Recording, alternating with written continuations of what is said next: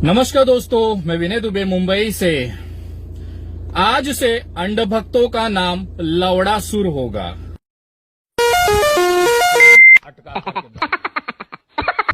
अरे हंसो मत यार, सही में एक राक्षस का नाम था। मैं साबित कर सकता हूँ और मैं बताना चाहूंगा कि मैंने आखिर ये नाम क्यों दिया है। लेकिन इस नाम का अस्तित्व हमारे हिंदू धर्म के सबसे पवित्र ग्रंथ रामायण में मिलता है।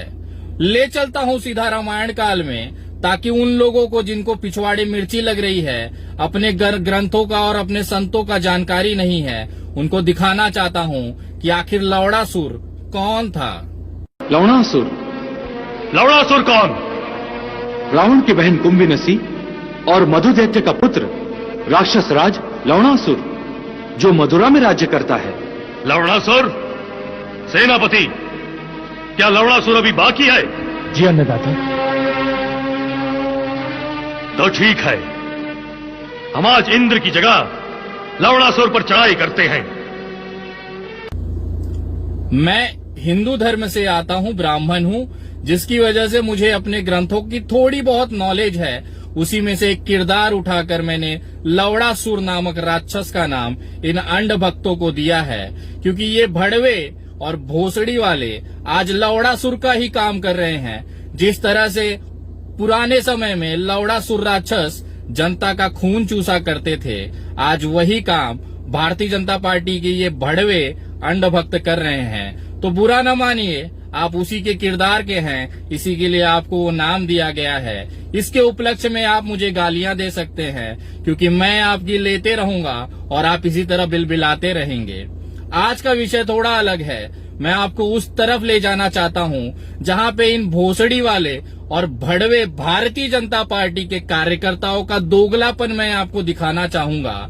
मैंने अडानी की कंपनी का स्टिंग ऑपरेशन किया, मुझ पे 5 करोड़ की मानहानि हो गई। ये लोग सोशल मीडिया पर मुझे ट्रोल कर रहे थे, कह रहे थे कि एक भारतीय अगर आगे बढ़ रहा है तो दिक्कत क्या है। मैंने उनसे पूछा कि साले तुम निष्ठा और पराकाष्ठा की बात कब से करने लग गए? जिसका जमीर मर चुका होगा वो कार्यकर्ता मुझसे निष्ठा और भारतीयता की बात करेगा, जो खुद चाइना के तलवे चाट रहे हो, और आप देश हित और जनता की बात करोगे। मैं आज कुछ तथ्य लेके आया हूं, कुछ सबूत लेके आया हूं। पहले मैं दिखाना चाहता हूं जिस तरह से चाइना ने हमारे गलवान घाटी में 20 शहीद हमारे जो जवान थे उनको शहीद कर दिया, उनकी हत्याएं कर दी। उसके बावजूद ये बेशर्म सरकार को शर्म न आई। उन्होंने माना सबके सामने कि चाइना की तरफ से कोई वारदात नहीं हुई है, और उसके बाद लगातार बाइकॉट चाइना का ट्रेंड चलता रहा।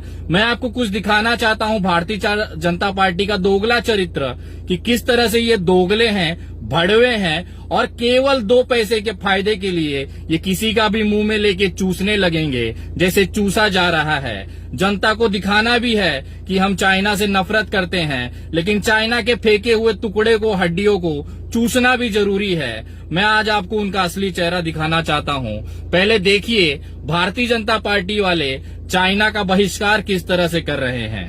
अपने अपने घरों में, परिवारों में और अपने व्यक्तिगत तौर पर हम चीन की बनी सभी वस्तुओं का परित्याग करें। चीन की बनी किसी चीज का इस्तेमाल नहीं करेंगे। यह सबसे बड़ा प्रहार होगा चीन पर, क्योंकि जब आर्थिक दृष्टि से चीन की रीढ़ की हड्डी को हम तोड़ेंगे, यही चीन कटोरा लेके दुनिया भारत के सामने खड़ा होगा कि मेरे इस कटोरे में कुछ दाल, कुछ चावल, कुछ राशन डाल दो कि मैं अपने लोगों को खिलाऊं। घुटनों के बल इस चीन को अगर हमने लाना है तो हम सबको संकल्प करना। भारत माता की जय।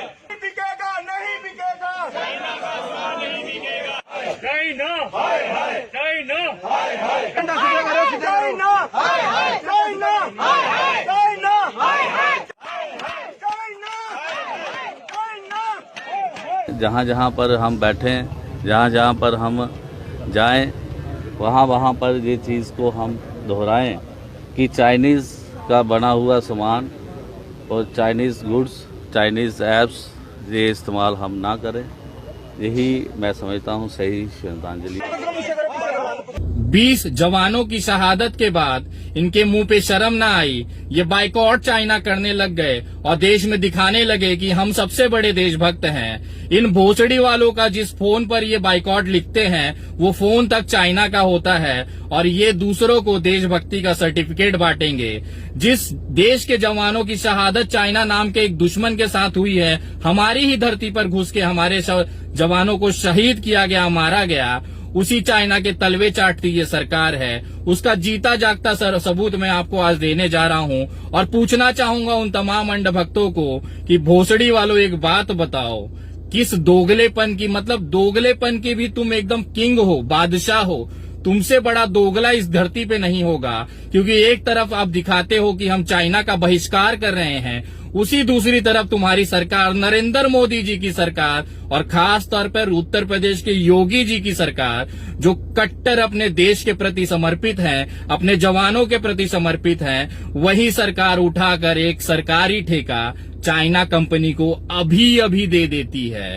ये जानते हुए कि इसी चाइना ने कोरोना फैलाया, ये जानते हुए कि इसी चाइना ने हमारे 20 जवानों की शहादत ली है, उसके बावजूद अपने ही कार्यकर्ताओं जिन्होंने चाइना का बायकॉट किया उनके मुंह पर हग देती है, संडास कर देती है इनकी ही भारतीय जनता पार्टी की सरकार। आइए देखिए ये सबूत किस बेशर्मी के तरह हमारे शहीदों की लाशों के ऊपर ये बेशर्म सरकार, ये निर्लज्ज भारतीय जनता पार्टी की सरकार हमारे जवानों को मारने वाले देश चाइना के हाथों बिक जाता है कुछ टुकड़ों में।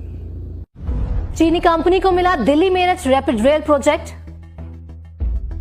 ट्विटर पर चली बॉयकॉट चाइना की मुहिम। ट्विटर यूजर्स ने पूछा, अब कहां गया आत्मनिर्भर भारत अभियान। Delhi Meerut rapid rail project के लिए अशोकनगर और साहिबाबाद के बीच करीब 5.5 किलोमीटर लंबे बनने जा रहे अंडरग्राउंड स्ट्रेच का ठेका national capital region transport corporation यानी एनसीआरटीसी ने एक चाइनीज कंपनी को फिर से दे दिया है। इस चीनी कंपनी का नाम है Shanghai tunnel engineering company limited, जिसने प्रोजेक्ट के लिए सबसे कम बोली लगाई थी। एनसीआरटीसी ने इस प्रोजेक्ट के लिए नवंबर 2019 में बोलियां मंगवाई थी, जिसमें 5 कंपनियों ने हिस्सा लिया था। इसमें चीनी कंपनी एसटीईसी ने सबसे कम 1126 करोड़ रुपए की बोली लगाई। भारतीय कंपनी लार्सन एंड टॉब्रो ने 1170 करोड़ रुपए की बोली लगाई। एक और भारतीय कंपनी टाटा प्रोजेक्ट्स और एसकेईसी के जेवी ने 1346 करोड़ रुपए की बोली लगाई। चीन की Shanghai tunnel engineering company limited सबसे कम रकम की बोली लगाने वाली कंपनी बनी और अब ये दिल्ली मेरठ आरआरटीएस कॉरिडोर में न्यू अशोकनगर से साहिबाबाद के बीच 5.6 किलोमीटर तक अंडरग्राउंड सेक्शन का निर्माण करेगी।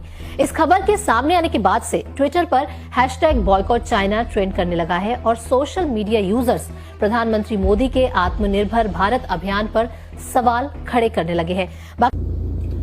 यही इनकी दोगलीपन है जिसकी वजह से मैं इन्हें गालियां देता हूं और देश भर से निवेदन करता हूं, जहां पे ये भड़वे और भोसड़ी वाले देशभक्ति का पाठ सिखाते मिले, ये वीडियो इनके मुंह पे फेंक के मारिएगा और उनको पूछिएगा, तुम्हारे बाप दादा ने जब गुलामी की थी अंग्रेजों की, तब से साले तुम गद्दार और देशद्रोही हो।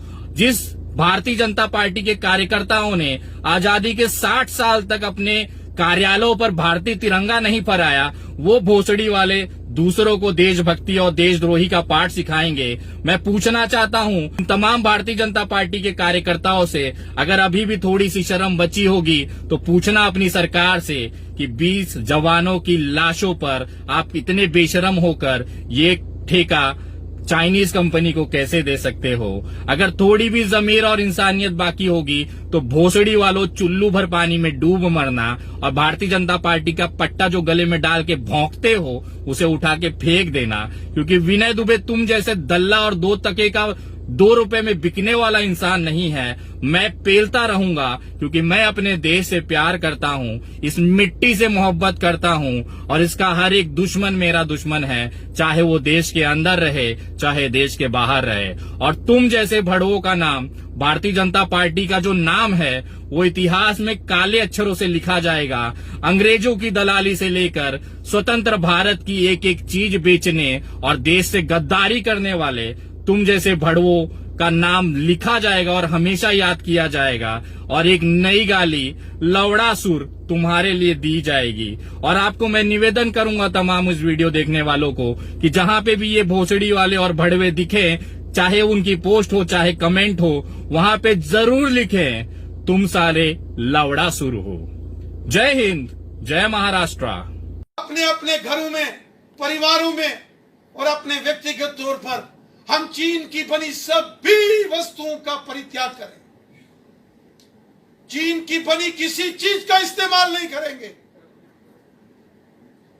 यह सबसे बड़ा प्रहार होगा चीन पर, क्योंकि जब आर्थिक दृष्टि से चीन की रीढ़ की हड्डी को हम तोड़ेंगे, यही चीन कटोरा लेके भारत के सामने खड़ा होगा कि मेरे इस कटोरे में कुछ दाल, कुछ चावल, कुछ राशन डाल दो कि मैं अपने लोगों को खिलाऊं। घुटनों के बल इस चीन को अगर हमने लाना है तो हम सबको संकल्प करना है। चल भोसड़ी के